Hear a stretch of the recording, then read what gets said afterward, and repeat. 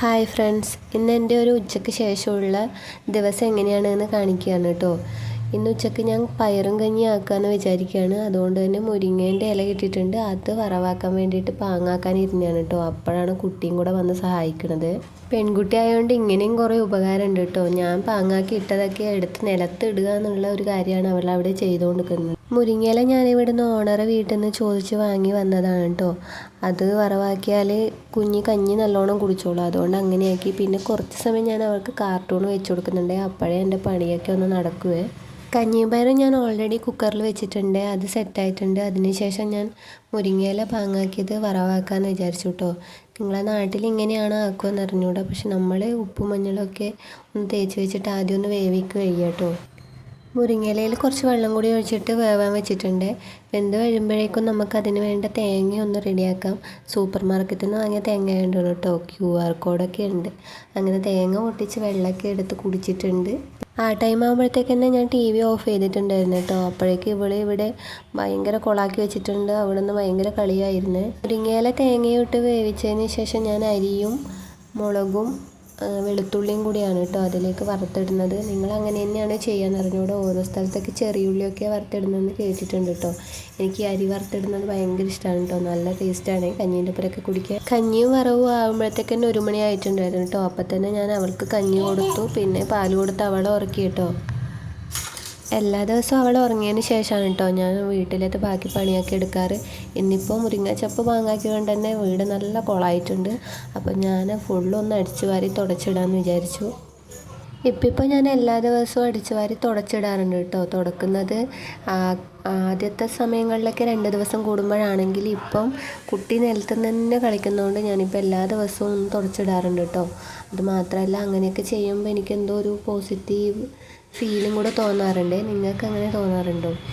പിന്നെ ഈ ഡ്രോയർ ഇട്ടോ എനിക്ക് ഭയങ്കര ഉപകാരമാണ്. ഇതിനെക്കൊണ്ട് ഞാൻ എല്ലാ സാധനങ്ങളും ഇതിൽ തന്നെ ഒതുക്കി വെക്കാറ്. അടിച്ചുവാരലും ഒതുക്കലൊക്കെ കഴിഞ്ഞിട്ട് ഞാനിത് ഫുള്ളൊന്ന് തുടക്കുന്നുണ്ട്. ഞാൻ വേറെ ഫെനോയിൽ അങ്ങനെയൊന്നും യൂസ് ചെയ്യാറില്ല. ഡെറ്റോൾ ഒരു ചെറിയ ഡ്രോപ്പ് മാത്രം ഒട്ടിച്ച് അങ്ങനെ മാത്രമാണ് കേട്ടോ തുടക്കുന്നത്.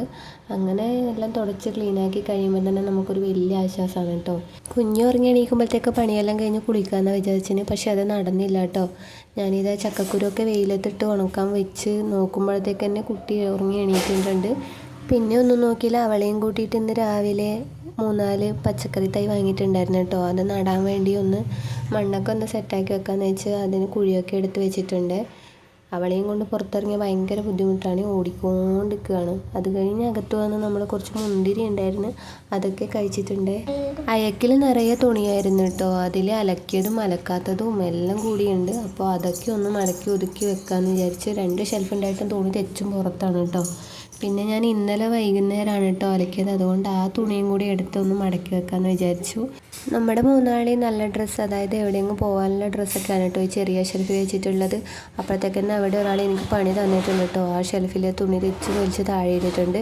പിന്നെ ഈ വലിയ ഷെൽഫിൽ നമ്മൾ വീട്ടിലിടുന്നതും അങ്ങനെ ബാക്കി കുറേ അൽക്കുലത്ത് ഐറ്റംസൊക്കെയാണ് വെച്ചിട്ടുള്ളത്. അത് കഴിഞ്ഞതിന് ശേഷം ഞാൻ റൂമൊക്കെ ഒന്ന് സെറ്റാക്കി വെച്ചിട്ടുണ്ട്. ജനലൊക്കെ കുറച്ച് സമയം തുറന്നിടുമ്പോൾ നല്ല ആശ്വാസമാണ് കേട്ടോ. പുറത്ത് നല്ല കാറ്റാണ്. എപ്പോഴും ഈ ഫാനിൻ്റെ കാറ്റ് തന്നെ കൊള്ളാതിരിക്കാൻ അതൊരു നല്ല ശീലമാണ്. എല്ലാം സെറ്റായിട്ടുണ്ട്. ഞാനും അവളും കുളിക്കാൻ കയറിയിട്ടുണ്ട് കേട്ടോ. അവളും ഞാനും ഉണ്ടാകുമ്പോൾ ഞാൻ അവൾ ഒന്നിച്ച് തന്നെയാണ് കേട്ടോ കുളിക്കുക, അല്ലാതെ വേറെ വഴിയില്ല. അപ്പോഴേക്ക് തന്നെ 4 മണി ആയിട്ടുണ്ട്.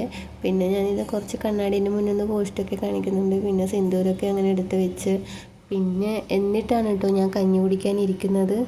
ശ്രീനിവാസേട്ടൻ്റെ പഴയകാല സിനിമയാണ് കേട്ടോ. അതൊക്കെ കണ്ട് കഞ്ഞി കുടിക്കുമ്പോഴാണത് ഒരാളും കൂടെ എൻ്റെ കൂടെ ജോയിൻ ചെയ്തത്. അവളെൻ്റെ ബാക്കി കഞ്ഞിയിലത്തെ വെള്ളമൊക്കെ കുടിച്ചിട്ട് ഇരുന്നിട്ടുണ്ട്.